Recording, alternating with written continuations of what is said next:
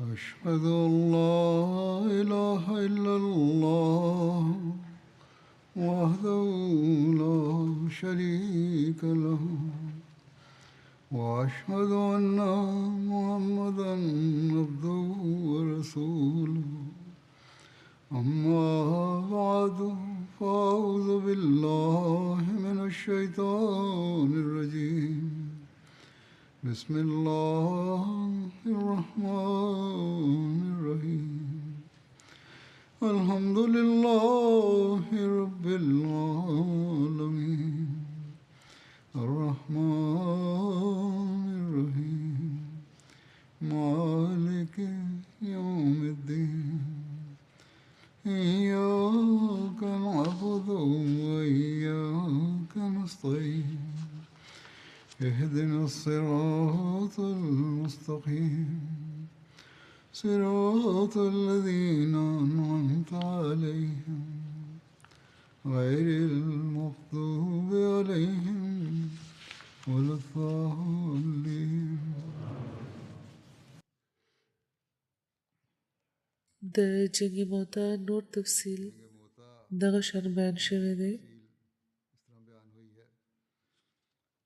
چې حضرت عوف بن مالک اشجعي بیانوي چې زه هغه خلکو سره په سفر کې شامل وم چې زید بن حارثه سره وتي وو. د یمن خلکو کې یو تن ماته ملاو شو چې ورسره صرف یوه توره وه. یو مسلمان او خلال کو نو هغه تن ته نه د هغې څرمن وغوښته، هغه هغې ورکړې شوه نو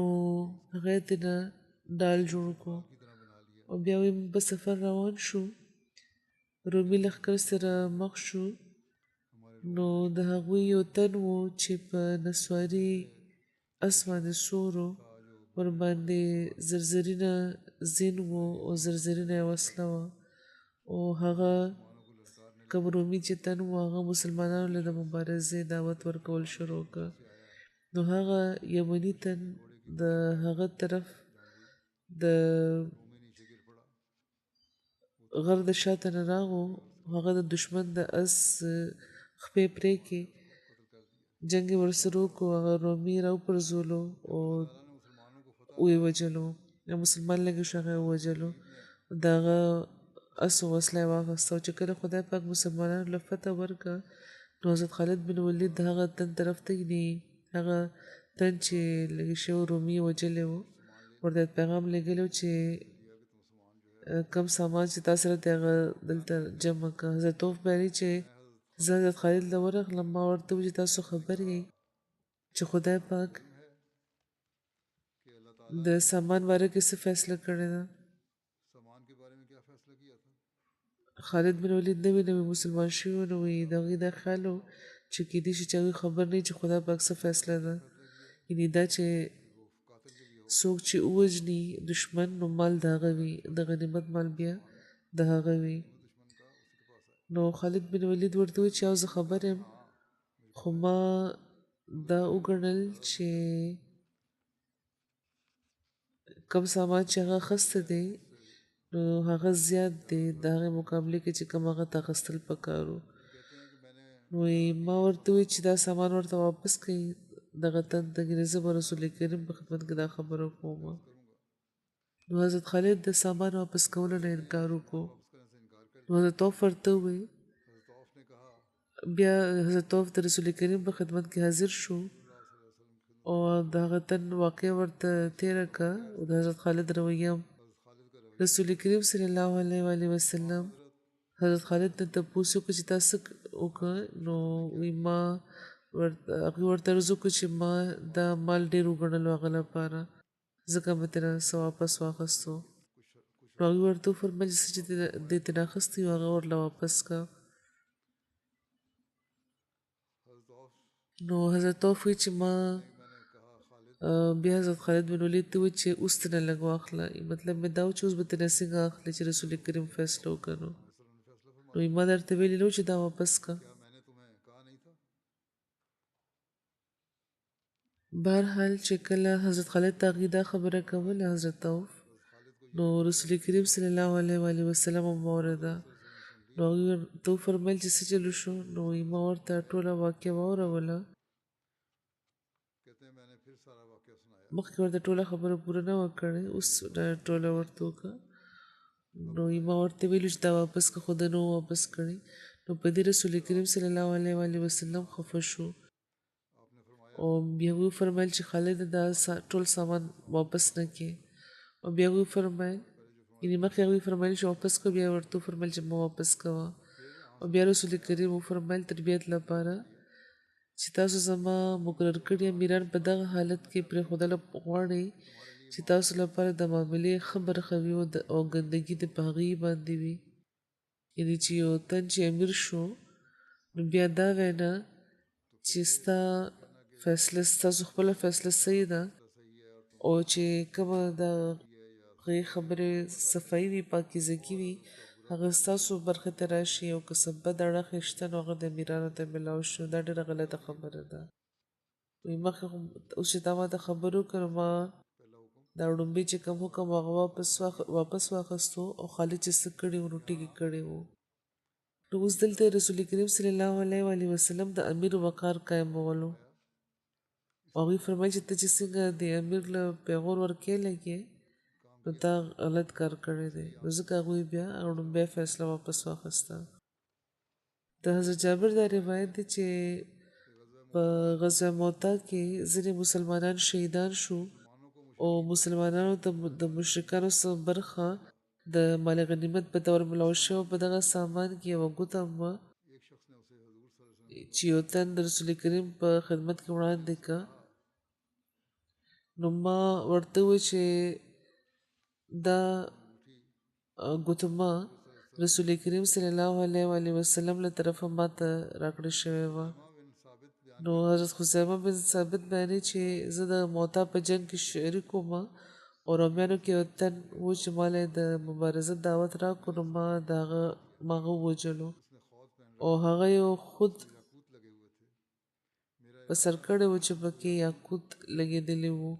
او زما اراده همدا وه چې هغه به اخلم نو ما هغه واخیستو چې کله زه د رسول کریم په خدمت کې ورغلم نو ما هغه په د هغې په خدمت کې وړاندې کړ رسول کریم هغه ماله راکړه وایي چې ما د حضرت عثمان غني رضی الله تعالی عنه په زمانه کې په 1000 دینار هغه خرڅ کړي وو او یو نخلستان هم په بیه اخیستی وو علامه ابن کثیر لیکي چې دغه روایتونو نه دا ظاهریږي چې مسلمانانو د مال غنیمت ترلاسه کړی وو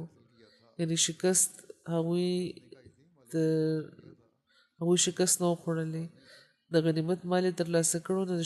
د شکست سوال بیا څه نه و دا یو فوجي حکمت عملي وه چې هغوی خپله کړې وه واپس شوي وو بهرحال هغوی وایي چې د هغې د سردارانو نه هغوی مال په زور اخیستی وو او د هغوی چې کوم امیران وو هغه یې وژلي وو حضرت خالد بن ولید بیانوي چې د موتا په ورځ زما په لاس کې 9 تورې ماتې شوې وې او صرف یوه پلنه د یمن توره وه چې زما په لاس کې پاتې شوې وه علامه محمد بن یوسف وایي چې دغه روایت نه معلومیږي چې مسلمانانو مشرکان ښه ډېر وژلي وو یعنې مشرکانو نه نجات هغوی نه شو بیاموندی د مسلمانانو شمېر 3000 وو او د مشرکانو شمېر د 2 لکو نه زیات نو دا یوازې یو مستقل دلیل دی د مسلمانانو د فوقیت والله اعلم ابن اسحاق روایت کوي چې حضرت قتبه بن قتاده د مسلمانانو د ښې برخې امیر وو او هغوی په مالک بن رافله باندې حمله کړې وه هغه د عیسائی چې کوم کلیواله و د هغوی امیر وو او حضرت قتبه لګې شو هغې یې وژلي وو او په دې فخر کولو هغې په عربي کې بشرونه وی چې ما د رافله بن اراش زوی داسې وژلو چې په نیزه چې هغه نیزه په دغه بدن کې ماته شوې وه او ما د هغه په مرۍ باندې یو وار کړی وو نو هغه د یو ونې په شان دی یو کانټېداره ونه ده چې څنګه چې د هغې ښاخ راټیټ شوي وي نو هغه شان د هغه پرېوتو او هغه ورځ موږ د هغه د تربورانو چې کومې ښځې وې هغه داسې را روانې کړې وې لکه څنګه چې څاروي را روان شوي وي. او حضرت اسماء بن امیس بیانوي چې کومه ورځ حضرت جعفر د هغې ملګري شهیدان شو نو رسول کریم زموږ کور ته راغله. وی هغوی فرمایل چې د جعفر زامن راوله ماله نو ما هغې راوست نو هغوی د هغې ځان سره ولګولو د هغې په سترګو کې اوښکې وې نو ما ورته عرض وکړو چې یا رسول الله زما مور پلار تاسو نه زر چې تاسو ولې ژاړئ تاسو د جعفر او د هغه د ملګرو باره کې څه خبر شوي نو رسول کریم وفرمیل چې او نن د هغې په سرونو باندې د شهادت تاج راغلی دی.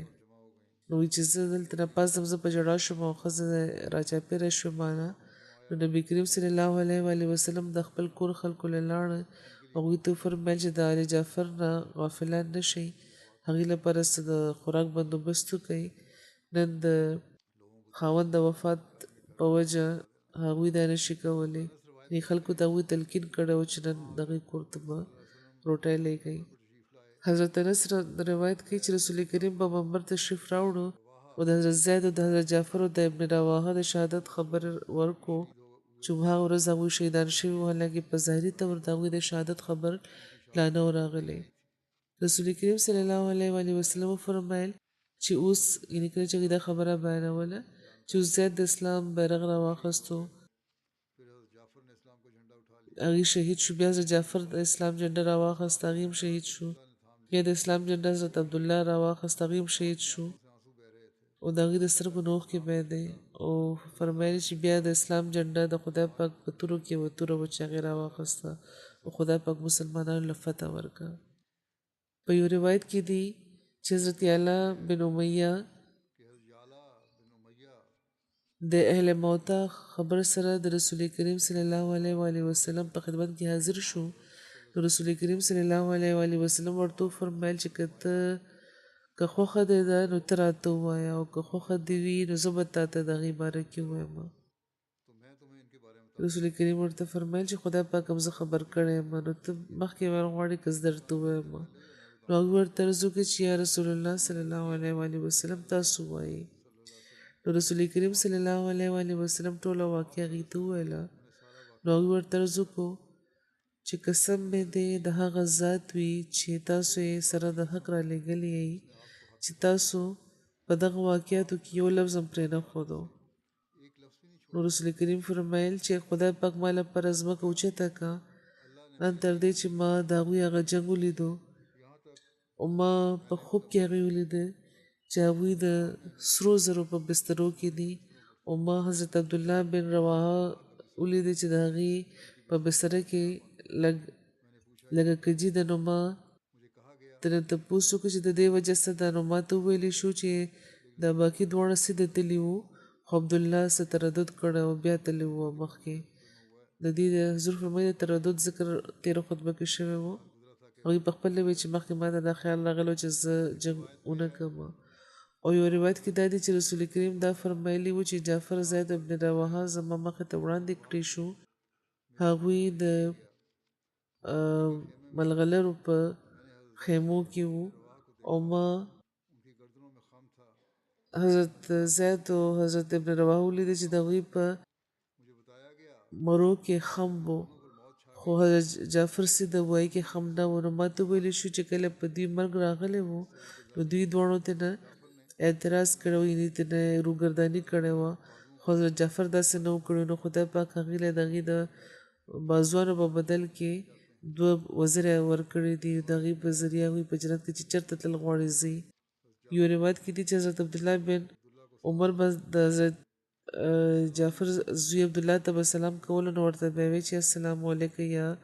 ابن ذوالجناحین چې د 2 وزرو والا زویه په تا د سلامتي وي. حضرت مسلم موعود رضی الله تعالی عنہ بیان فرمایي په یو تفصیل کې ځینې مسایل هغوی بیان کړي دي چې کم ګرانې مسلې وي نو ځینې خلک پرې پوهېږي او ځینې پرې نه پوهېږي او د دغه خبرې ضرورت وي چې کم خلک چې خبر دي هغوی دې د نورو خلک په دغه مسلو پوه کړي یعنې دا کم خلک چې په خپله په غور نه کوي ځکه پرې نه پوهېږي په څه بله وجه د هغې زړه د څه ګناه په وجه د خدای پاک فضل جذب کولو لپاره تیار نه وي دا ګران مضامین په عمومي طور د دوه قسمه وي یو خو علمي مضامین چې باریکې فلسفي باندې بنیاد لري مثلا توحید دی چې د دې دومره برخه باندې خو هر څوک پوهېږي چې خدای یو دی خدا مخکې د صوفیانه باریکۍ چې څنګه د خدای پاک په هر فعل باندې د خدای پاک د توحید اثر پریوزي دې لپاره به د یو عارف ضرورت یو دا مسایل نورو تبالو لپاره پولو لپاره یو عالم پکار وي هر تن دا باریکۍ نشي راوستي خو په دومره خبره به ضرور پوه شي چې قرآن د دویم خدای قایل نه دی خدای پاک په قرآن کې فرمایي چې خدای یو دی بل دا مشکلات داسې د معاملو باره کې پیدا کېږي چې علمي خو نه وي خو په داسې ژبه کې بیان شوي چې تشبیه او استعاره ورته ویل کېږي یعنی علمي مسایل نه وي خو ځینې اهم فکري وي محاوري وي چې خلک به نشي پوهېدی او که هغه بیان کړی شي نو ځینې د هغې الټه مطلب واخلي او یو بیانې چې ځینې وخت عام ولس د ژبې باندې داسې نه پوهېږي نو نوره معنی ترې نه واخلي چې حقیقت هغه نه وي مثلا بیا مثال هغوی دا ورکړي چې رسول کریم په زمانه کې یو واقع شوی وه چې کله د شام په جنګ کې رسول کریم حضرت زید بن حارثه د لښکر سالار په تور لېږلي وو او فرمایلي وو چې که زید ووجلی شي نو جعفر بن ابي طالب به کمان واخلي په لاس کې که جعفر ووجلی شي نو عبدالله بن رواحه به کمان په لاس کې واخلي نو لکه څنګه چې بیا رسول کریم فرمایلي وو نو همداسې وشو دوی درې واړه وفات شو او حضرت خالد بن ولید لښکر په خپل کمان کې واخیستو په حفاظت یې واپس راوستو نو کوم وخت چې دا خبر مدینې ته ورسېده چې د کومو ښځو خاوندان وجلې شوي دي یا د کم مور پلاران دي چې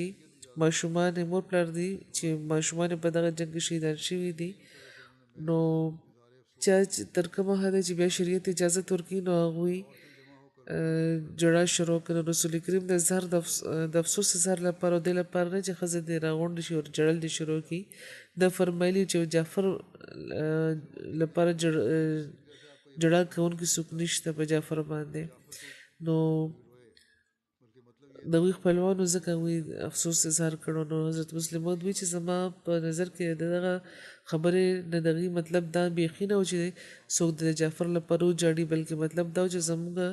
ورور هم خو آخر په دغه جنګ کې وجلی شوی دی او موږ نه جاړو نو تاسو هم صبر وکړئ په دې خبره خلک پرې وغوښته ځکه چې حضرت جعفر د رسول کریم صلی الله علیه و آله وسلم د تره زوی و او حضرت علي د هغوی خپلوانو نو یعنې د کومې درجې چې دوی وو نو د هغې په هغه لحاظ د هغوی خو چغې نه شو جوړولی نه د علي چغې جوړولی شو نه رسول کریم داسې ویر کولی شو ځکه چې هغوی پوه وو په دغه خبرو نو رسول کریم صرف دغه خبر اظهار لپاره چې زما ورور هم جعفر هم وجلی شوی دی خو ما نه دی جړلی دا فرمایلي چې د جعفر لپاره جړا کوونکي څوک نشته نو انصارو چې دا خبره واورېده نو چونکې د رسول کریم هره خبره پوره کولو هغوی شوق لرلو نو هغوی خپلو کورونو ته ورغلو ښځو ته وینا شروع کړه چې دلته جړا پرېږدي او د جعفر کور ته ورشئ نو ټولې ښځې هلته راغونډې شوې او ټولو هلته یو ویر جوړ کړو نو رسول کریم چې اواز واورېد نو ورته وفرمیل چې دا څه وشو نو انصار ورته وځو چې یا رسول الله تاسو چې فرمایلي وو چې جعفر لپاره جړا کوونکي څوک نشته نو موږ خپلې ښځه د حضرت جعفر کور ته ولېږلې او هغوی جاړې لګیا دي نو رسول کریم وفرمیل چې زما دا مطلب خو نه و ورشه دوی منې کړه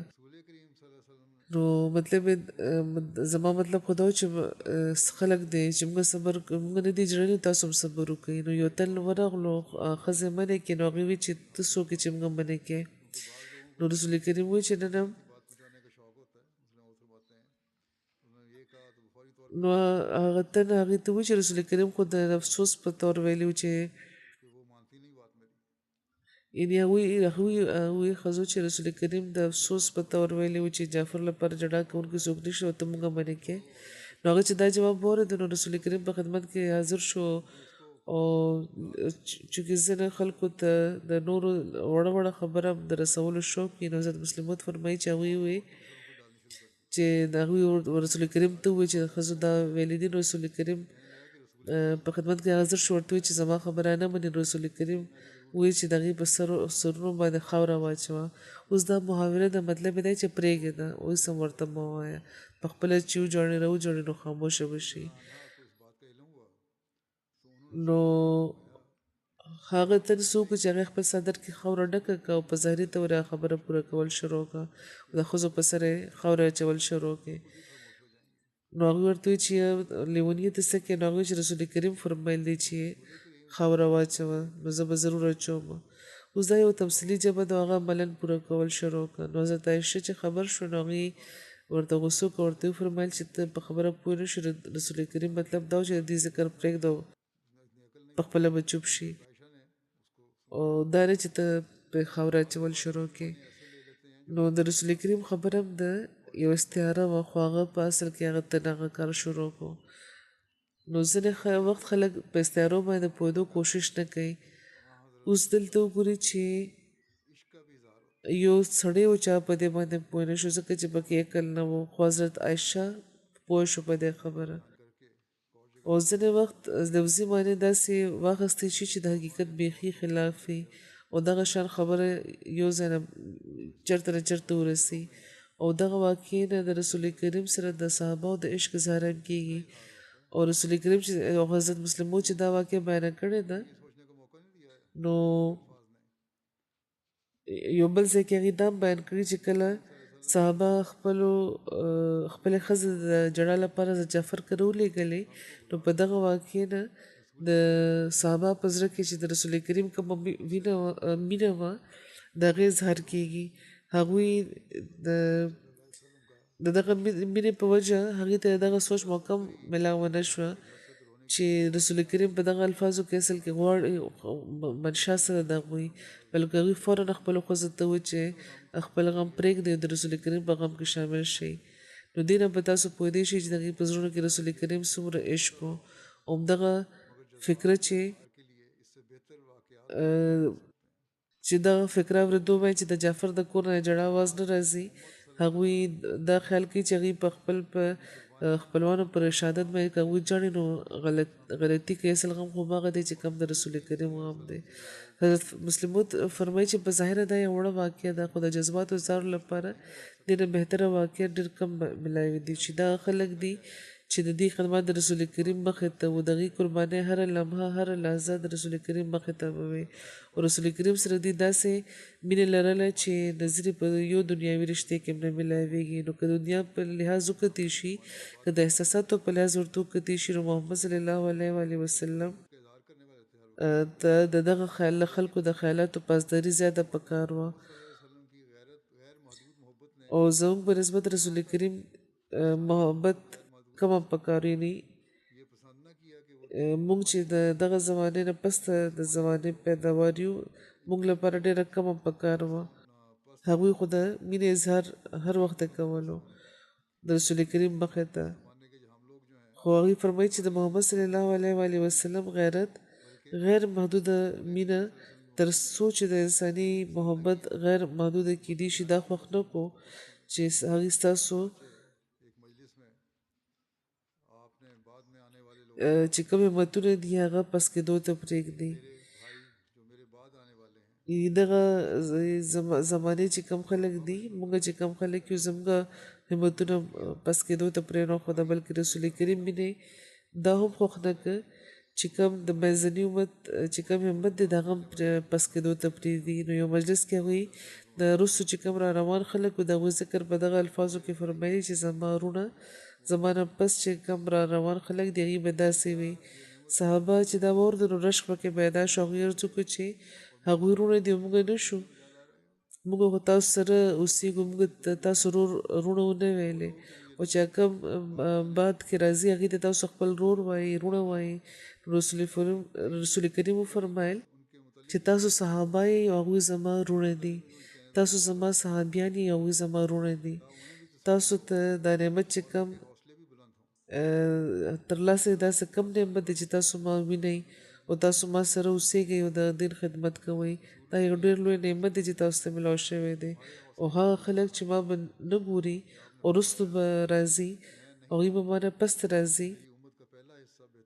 نو د هغې د باره کې خو هم څه لفظ وینا ته ما پرېږدئ د هغې باره کې خو ما پرېږدئ چې زه څه لفظ استعمال کړم چې د هغوی هم تسلي شي د هغوی حوصلې هم اوچتې شي او دغه شان بعد کې چې کم خلک را روان د هغوی حوصلې به هغوی اوچتې کړي نو ګوري رسول کریم ستاسو حوصلې څومره زیاتې کړې دي هغوی دا هم فرمایلي زه نه یم خبر چې زما د امت لومبۍ برخه بهتره ده یا آخري برخه بهتره ده د معتاد شهیدانو باره کې نور روایتونه دي د علامه ابن کثیر کتاب بدایه و نهایه کې لیکلي دي چې د دې شمېر 1200 ځینې روایتونو کې د شهدا شمېر زیات هم بیان شوی دی خو بهرحال دا ډېره لویه معجزه وه چې دوه لښکرونو چې یو بل ته مخ شوي وو او چې کوم د خدای په لاره کې جنګېدو د هغوی شمېر 3000 وو د بل لښکر شمېر 2 لکه وو چې کوم مخالفانو او 1 لک کسان د رومیانو او د 1 لک کسان د عیسایانو او دوی یو بل سره په جنګ وو او بیا هم د مسلمانانو صرف 12 کسان شهیدان شوي وو دا ډېر لږ شمېر وو چې کوم د شهیدانو شمېر وو مسلمانانو طرف ته او د مشرکانو چې کوم وو نو هغې کې ډېر ګڼ شمېر خلک واصل جهنم شوي وو حضرت خالد یوازې وایي چې هغه ورځ زما په لاره کې 9 تورې ماتې شوې وې او یوه یمني توره وه چې زما په لاس کې سره شوې وه په دغه ټولو تورو به څومره مشرکان وجلې شوي وي د مسلمانانو مدینې ته واپس راتلو باره کې او د رسول کریم صلی الله علیه وسلم د استقبال باره کې لیکلي چې مسلمانان په واپسۍ کې د یو علاقې نه تېرېده چې یو قلا وه د هغوی هلته چې تلل نو د هغه ځای چې کوم اوسېدونکي هغوی یو مسلمان شهید کو مسلمانانو د هغې محاصره وکړه او هغه بیا فتح کړه حضرت خالد د هغې سرداران ووجل او چې کله مسلمانان مدته ته واپس راغله نو رسول کریم د هغې ته هرکلی ویلی او چې کله هغوی واپس راغله نو ځینې چې کوم خلک وو هغوی ته ډېره غوسه وه چې دا شهیدان شوي ولې نه دي او فتح یې ولې ترلاسه نه کړه او هغوی ځینې خلکو ورباندې خاورې اچول شروع کړې دا یې وایي چې تاسو را تښتېدلي راغلي یئ او تاسو د خدای پاک په لارې نه را تښتېدلي یئ پیغور یې ورکولو نو په دې رسول کریم وفرمیل چې دوی را تښتېدلي نه دي بلکې قرار دي یعنې واپس حمله کوونکي دي حضرت عبدالله بن عمر وایي چې کله مسلمانان موطا نه واپس راغله نو زه هم واپس شوم او بل روایت کې دي چې هغې بیانوي چې موږ شرمنده وو چې موږ راه فرار خپله کړې ده او زموږ دا خیال و چې موږ هغه ځینې راغلي وو حالانکې دښمن خپل ته نه رسو شوی وو یعنې دوی په خپله د هغې په تعقب کې نه وتلي او دا د غنیمت موقع دوی ګڼلې وه واپس راغلي وو او دا حکمت عملي وه او ښه وه خو ځینې خلکو دا ګڼل چې دوی تښتېدلي دي نو دوی چې موږ شرمنده وو چې موږ داسې را تښتېدلي وو خو موږ وایي چې که موږ مدینې ته لاړو نو موږ به ووجلې شو موږ د شپې په وخت په مدینې کې داخل شو او پټ شو او ځینې دومره شرمنده وو چې د شپې داخل شي و پټ شي خو دوی وایي چې موږ وایي چې کاش موږ د رسول کریم په خدمت کې حاضر شو د هغې په خدمت کې موږ معذرت وړاندې کوو که هغوی توبه قبوله کړه نو ښه ده ګینې موږ بیا واپس شو د جنګ لپاره به تیار شو لاړ به شو موږ د سهار لمونځ نه مخکې د رسول کریم په خدمت کې حاضر شو هغوی تپوس وکړو چې څوک دي نو موږ ورته عرض وکړو چې هغه خلک چې راه فرار خپل کړی دی یعنې شرمنده وو نو په خپله دا ووایي چې موږ هغه یو چې دلته نه راغلي وو را تښتېدلي وو رسول کریم وفرمیل چې نه تاسو واپس حمله کوونکي یئ یعنې زه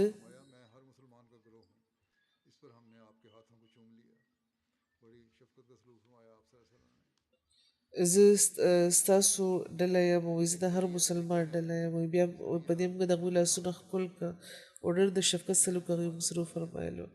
بیا د یوې سریې ذکر دی دا سریه د حضرت عمرو بن عاص سریه بللی کېږي دا په جمادی الثاني 8 هجري کال کې شوې او دا ویل کېږي چې دا سریه په 9 هجري کال کې شوې وه ابن اسحاق نه علاوه ټول په دې متفق دي چې دا د موطا د غزا نه پس شوې وه او غزا موطا په جمادی الاولی 8 هجري کال کې شوې وه او دغه سریې سبب دا و چې رسول کریم ته خبر راغلی و چې د بنو قزاع یوه ډله د مدینې په اطرافو کې د حملې لپاره راغونډېږي لګیا ده او بنو قزاع د قاطانیانو یوه قبیله وه چې د مدینې نه د 10 ورځو په فاصله د وادي القرا نه مخکې آباده وه د دې باره کې نور دا بیان شوي دي چې رسول کریم صلی الله علیه و وسلم د هغوی د سرکوبۍ لپاره حضرت عمرو بن عاص روان کړي وو لېږلي وو او حضرت عمرو بن عاص د مکې د یو سردار عاص بن وائل زوی وو هغوی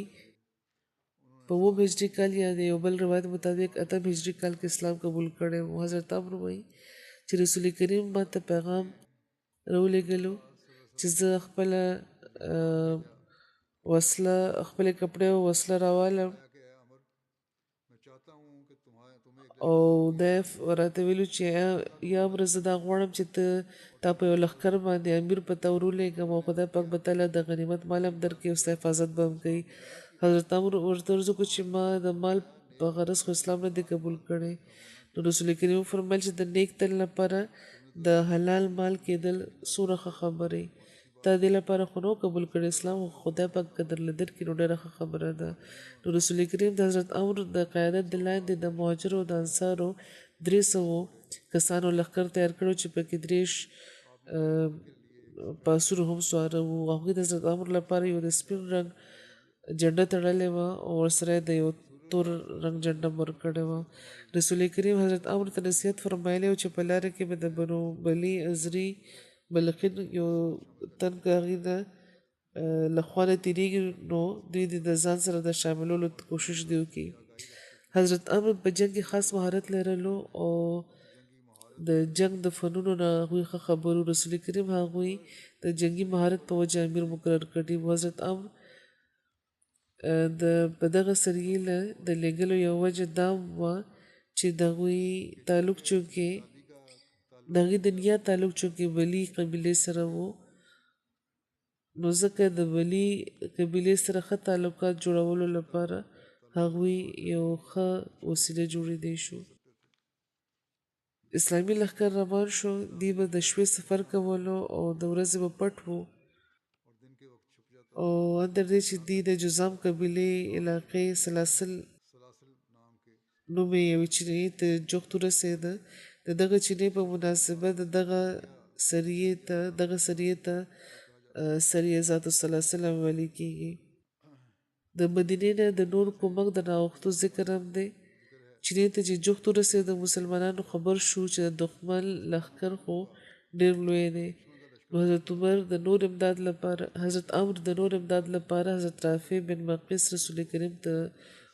طرف ته ولېږل او حضرت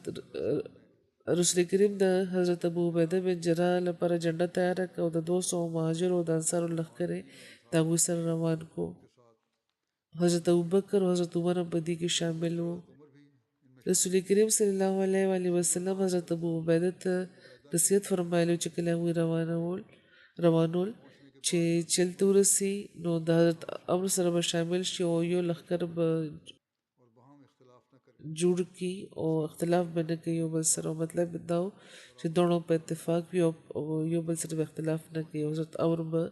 کمانډر وي د دې په تفصیل کې لیکلي چې په یو موقع مسلمانانو د اور لپاره لرګي راغونډ کړ چې د یخنۍ نه د بچ کېدو لپاره اور ولګوي خو حضرت عمرو هغوی منع کړه او یو روایت کې چې کله حضرت عمرو هغوی منع کړه نو حضرت عمر له په دې غوسه ورغله او دلته د هغوی تلل غوښته خو حضرت ابوبکر هغوی ودرول او ورته وویل چې رسول کریم هغوی د جنگي مهارت په وجه امیر مقرر کړی دي او کله چې حضرت عمرو واپس راغله نو رسول کریم ته هغوی وویل چې ما اور بلول هلته ځکه نو خوښ کړي چې دشمن زموږ کم شمېر وګوري چېرته نور کومک رونه غواړي په موږ حمله ونه کړي نو په دې رسول کریم د هغې تعریف کړی و بهرحال په تفصیل کې لیکلي چې مسلمانان د هلته نه روان شو ان تر دې چې د دشمن علاقې ته ورسېده او هغوی د خپل لاندې کو غالب شو پې او چې کله مسلمانان هغه ته ورسېده چې کله چېرته د دشمنانو د راغونډېدو خبر ملو شوی و نو دشمن د مسلمانانو خبر چې ورته ملاو شو نو وتښتېد او منتشر شو. مسلمانان هغوی پسې ورغله. د دشمن د یو وړوکي شان ډلې سره د هغوی مقابله وشو او هغې شکست ورکړو، باقي ټول وتښتېده. مسلمانانو یو څو ورځې دلته ایسار وو چې چېرته به هغوی د دشمن د یو ډلې متعلق اورېده، د مقابلې لپاره به دوی په اس سواره چې کوم سپیان وو هغه به یې ولېږل، هغې سره به هغوی مقابله کوله او چیلی او خان به ځان سره واپس راوسته او مسلمانان واپس مدینې ته راتلو لپاره بیا روان شو. حضرت امر هغې کې عوف بن مالک اشجعي د رسول کریم لپاره مخکې روان که او د هغې واپسۍ او د دې لپاره چې د هغې د واپسۍ او د سلامتۍ او د جنګ د حالاتو نه هغوی خبر کړي. بیا یوه سریه ده د حضرت ابو عبیده بن جراح او دا سریه په رجب 8 هجري کال کې شوې وه. حضرت مرزا بشیر احمد صاحب په خپل کتاب په آخر کې چې کوم مجوزه عناوین درج کړي دي د هغې مطابق دا سریه د حضرت ابو عبیده په رجب 8 هجري کال کې شوې وه او عیسوي کال مطابق د نومبر 609 جوړیږي. د دغه سریې نورې نامې هم شته او دې ته سریه سیف البحر او سریه خبته ویل کېږي. د سیف البحر معنی د سیند د غاړې وي او په دغه سریه کې چونکې صحابه بحر په غاړه ایسار وو نو ځکه دې ته سریه سیف البحر ویل کېږي. او د سریه خبت یعنې پاڼې خوړو والا لښکر دې لپاره ویل کېږي ځکه چې د دغه سریې دوران صحابه مجبوره شوي وو د ونو پاڼې خوړو. یو وخت داسې پرې راغلی و. د دغه سریې امیر حضرت ابو عبیده بن جراح و. رسول کریم هغوی د 300 مهاجرو او د انصارو صحابه او یو لښکر سره د بنو جهینه د یو خاخ طرف ته لېږلي او په دغه لښکر کې حضرت عمر هم شامل و. بنو جهینه په قبلیه مقام کې آباد و. دا د مدینې نه د 5 شپو په مسافت د سیند په غاړه یو ځای و او د دغه سریې مقصد دا بیانېږي چې د مکې د قریشو یوه قافله د خوراک څښاک سامان سره د سیند غاړې سره د شام نه د مکې طرف ته روان و او په دې باندې د جهینه د یوې قبیلې طرف ته د حملې خطره وه. دا د صلح حدیبیې زمانه و چونکې جهینه د رسول کریم حلیف و نو ځکه رسول کریم د دوراندیشۍ نه کار واخیست او یو حفاظتي دسته د دوی د احتیاط په طور د هغې طرف ته ولېږله چې د شام نه را روانه چې کومه د قریشو قافله ده هغه د ورسره کار ونه ساتي او د قریش ته د ننګ د معاهدې د ختمولو زمانه میلاو نه شي. د دې د حفاظت لپاره د قریش د قافلې د حفاظت لپاره لېږلې وه چې دا قبیله چې دلته آباده ده لاره کې په دې باندې حمله ونه کړي چونکې صلح حدیبیې شوې وه نو د دې حفاظت هم په فرض و. د لوز پابندي کول غوښته هغوی نو ځکه دلته دوی فوجیان لېږلي وو چې وفد لېږلی وو چې د 300 کسانو چې د دې د حفاظت کار دوی وکړي او په ارامه د قریشو قافله تېره شي. دې نه دا ظاهرېږي چې دا اصحاب د جنګ لپاره نه وتلي نو ځکه د 1500 ورځو نه زیاتې مودې قیام یا د جنګ ذکر د 1500 ورځو نه زیاته موده دوی هلته ایسار خو د څه جنګ ذکر نه میلاویږي. د دغه سریې د روانګۍ او د لارې سامان د ختمېدو باره کې تفصیل داسې بیان شوی دی چې حضرت جابر د دغه سریې باره کې بیانوي چې رسول کریم موږ ولېږل او موږ 300 کسان او زموږ امیر حضرت ابو عبیده بن جراح و موږ ووتو او موږ زموږ لږه لاره موږ طی کړې وه چې د لارې سامان زموږ ختم شو. حضرت ابو عبیده حکم ورکړو چې ټولې توشې دې راغونډې کړې شي چې چا سره چې د خوراک څښاک څه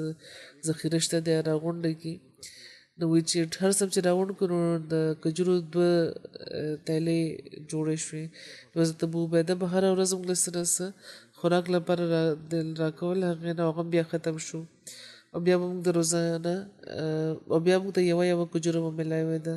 راوي وایي چې ما جابر د پوس وکړو چې یو کجوره په یو کجوره به ستاسو لږه ختمه شوه نو هغوی وایي چې کله چې هغه هم پاتې نه شوه نو د یوې کجورې چې کومه عدم موجودګي وه هغه به بیا محسوسېده یعنې د هغې نه کېدل به بیا محسوسېده او چې کله چې بیا یې سم پاتې نه شو نو یو کجوره به موږ ته غنیمت محسوسېده او د یو روایت مطابق حضرت جابر وایي چې موږ به ټوله ورځ هغه یوه کجوره وه چې هغه به مو چوپله او بیا به مو اوبه وڅښلې او موږ لپاره به همدا کافي شوه حضرت جعفر وایي چې موږ د حضرت جابر بیانوي چې موږ د قریشو د تجارتي قافلې د حفاظت لپاره په نګرانۍ ناست وو د سیند په غاړه موږ نیمه میاشت ایثار وو او موږ سخت وږي وو ان تر دې چې د پاڼو خوړو لپاره چې موږ پاڼې خوړلې وې نو ځکه د دغه فوج نامه جیش الخم تمدیني پاڼې خوړونکي لښکر وایي زموږ د دغه خوراک په وجه موږ ډېر کمزوري شوي وو او زموږ شونډې او خولې چې کومې وې د خولې اطراف هغه زخمي شوي وو تر دې چې یو تن دا وایي چې که په دغه حال کې زموږ دښمن سره مقابله شوې وې نو دغه مشقت په وجه چې کوم موږ کولو موږ به حرکت هم نشو کولی هیچا به مقابله نشو کولی د خوراک لپاره یو ځای کې د اوښانو د حلالولو ذکر بیانېږي حضرت جابر بیانوي چې په لښکر کې یو تن و چې هغه د خلکو د خوراک لپاره 3 ورځې 3 اوښانه ملال کړي وو بیا حضرت ابو عبیده هغه منې که او د سیرت کتابونو نه معلومیږي چې دا تن حضرت قیس بن سعد و حضرت قیس بن سعد وایي چې ما نه به څوک د یو اوښ په بدل کې کجورې اخلي په بیه اوښانو خو زه هم دلته به حلال کړم خو د دې قیمت به زه په مدینې کې ورکوم یعنې د صحابهو د لږې په حل کې چې هغوی ولیده نو دوی وایي چې زه به اوښان واخلم او دلته به د حلالولو انتظام وکړم او حضرت عمر موجود و نو هغوی وایي چې زه په دغه لږ حیران یم چې خپل مال خو ورسره شته نه او د بل مال کې تصرف لري کور ته چې لاړ شي نو څوک کوم ځای نه به ورکوي خپل باغ خو شته نه نو حضرت قیس له په جوهنه کې یو تن ملاو شو هغه وایي چې په ما باندې د اوښان خرڅ کړه هلته چې کومه قبیله وه د هغې نه بیا هغوی اوښان اخیستي وو وایي چې زه به د دې قیمت تاله په مدینې کې در کوم د کجورو په صورت کې نو هغه تن وایي چې زه خو نه یم خبر چې ته څوک یې نو حضرت قیس ورته وایي چې زه قیس بن سعد بن عباده یم هغه تن وایي چې زه خپل د نسب نه د معصوم خپله پېژندنه را باندې وکړه زما د یثرب سردار د سعد ترمنځ خو ملګرتیا شته نو حضرت قیس ته د هغه نه 15 وسق د کجورو په بدل کې 15 اوښان واخیسته په بیان تقریبا څه 900 کیلو کجورې وې نو هغې وایي چې ما له ګواه راکړه ضامن هم پکار دی نو په دې یو څو مهاجرو انصار صحابه د هغې ګواهان شو حضرت عمر د ګواه جوړېدو نه انکار وکړو چې دا مال خو د دې نه د دې د پلار دی د کجورو خبره کوي د کجورو باغونه خو د دې د پلار دی دا به کوم ځای نه ورکوي بهرحال چې کله د الاخره مدینې ته واپس شو نو حضرت سعد حضرت قیس نه تپوس وکړه چې کله صحابه وګورو نو تاسو وکړو نو هغې ورته وایي چې ما اوښان حلال کړي وو نو سعد وایي چې بیا هم څه وکړو نو حضرت قیس وایي چې ما بیا حلال کړو نو حضرت سعد وایي چې بیا دې څه وکړو نو حضرت قیس وایي چې ما بیا اوښ حلال کړو نو سعد وایي چې بیا دې څه وکړو حضرت قیس وایي چې بیا زه منع کړی شوم نو حضرت سعد وایي چې چا منع کړي نو حضرت قیس وایي چې حضرت ابو عباده نه مې تپوس کړو حضرت ابو عباده نه مې تپوس کړو چې ولې منع کړو حضرت قیس وایي چې د هغې وینا دا وه چې زما څه مال نشته بلکې زما د پلار دی نو حضرت سعد وایي چې زه تاله 4 باغونه در کوم په دې هغې خوشحاله شو د هغې پلار ورله 4 باغ ورته وایي چې تاله 4 باغونه در کوم او دې کې چې کوم د ټولو نه کمې د درجې باغ د علم هم تا ته د 50 وسق د کجورو ملاویږي ډېر لوی شمېر دی د په سوونو کیلو نو سعد یو تحریر لیکلی و او حضرت ابو عبیده وغیره پرې ګوان کړي وو او د جوهینا هغه تن حضرت قیس سره مدینې ته راغلی نو حضرت سعد ورله کجورې ورکړې وې او پوشاک یې ورته اغوستی و حضرت جابر وایي چې رسول کریم ته چې دا خبر ورسېده نو هغوی فرمیل چې سخاوت خو د دغه کورنۍ په جبلت کې شامل دی حضرت سید زین العابدین ولی الله شاه صاحب د دغه واقعې باره کې لیکي په تشریح کې چې صحابه د ولږې د شدت نه ډېر په صبر کار اخیستو او یو قافلې یا د یو ځای نه د خوراک لپاره څه تعرض ونه کړو دا دلیل دی د دې خبرې چې د دغه غذا تعلق د جنګ سره نه بلکې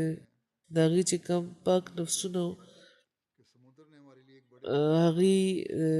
زبردستي جایزه نه ګڼله بهرحال خدای پاک دلته یو داسې تنظیم کړو د دغه دوران کې چې دغه ولګه په ختمېده دي باره کې لیکلي چې حضرت جابر دغه سری نور حالات بیانې هغوی بیانې چې سیند د موږ لپاره یو ډېر لویه ډېر لوی یو کب و چې امبر ورته ویل کېږي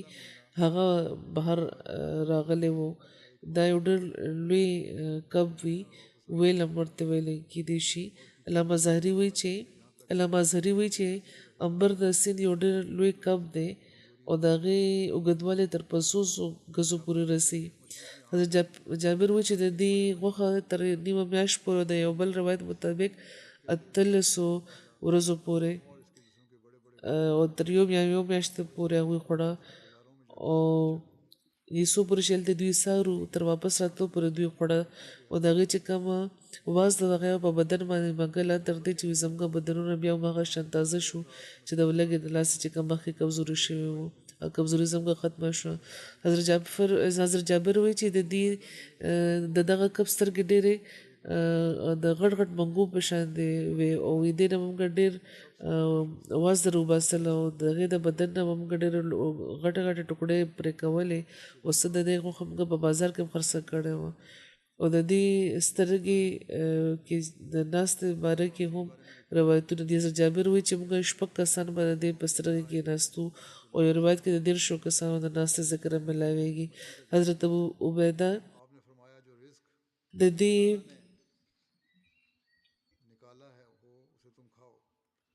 دې اډوکو کې وي یو اډوکې راخسته هغه یې درولې وو نو چې کوم د ټولو نه اوږد تن وو هغه په ټولو کې اوچت اوښ باندې په هغې بیا ناست و د هغې دواړو تر منځ هغه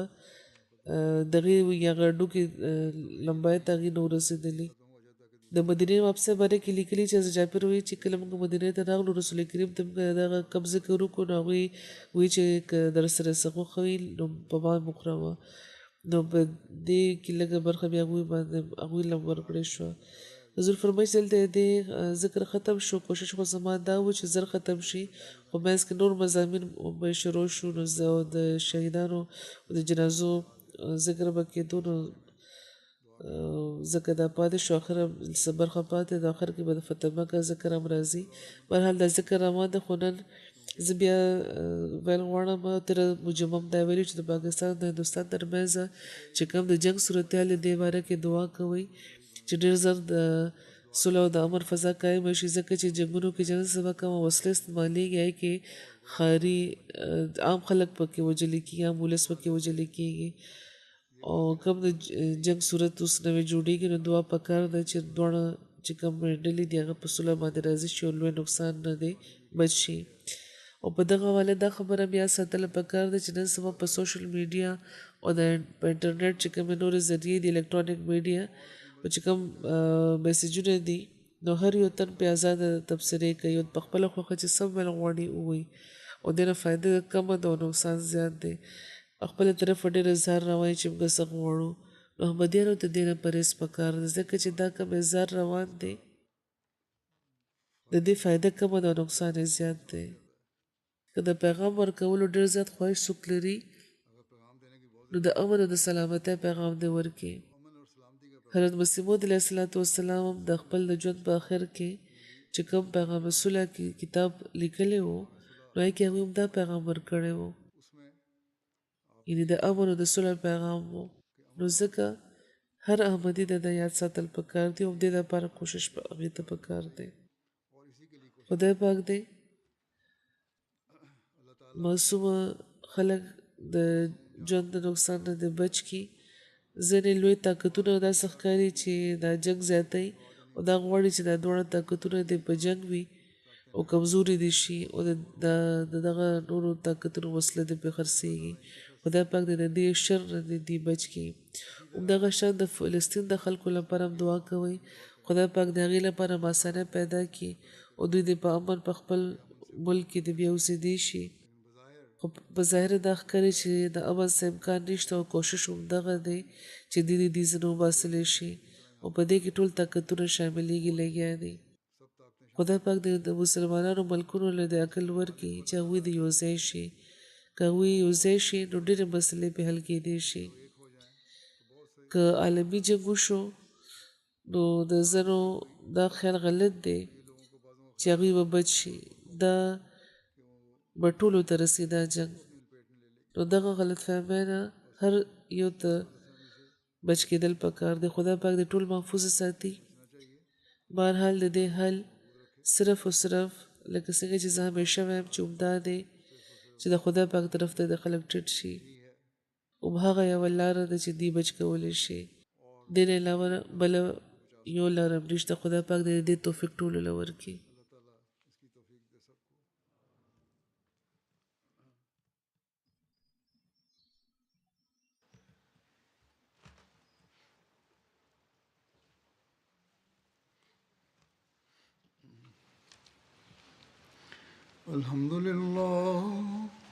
الحمد لله نحمده ونستعينه ونستغفره ونؤمن به ونتوكل عليه ونعوذ بالله من شرور أنفسنا ومن سيئات أعمالنا من يهده الله فلا مضل له ومن يضلل فلا هادي له ونشهد أن لا إله إلا الله ونشهد أن محمدا عبده ورسوله عباد الله رحمكم الله إن الله يأمر بالعدل والإحسان وإيتاء ذي القربى وينهى عن الفحشاء والمنكر والبغي يعظكم لعلكم تذكرون اذكروا الله يذكركم وادعوه يستجب لكم ولذكر الله أكبر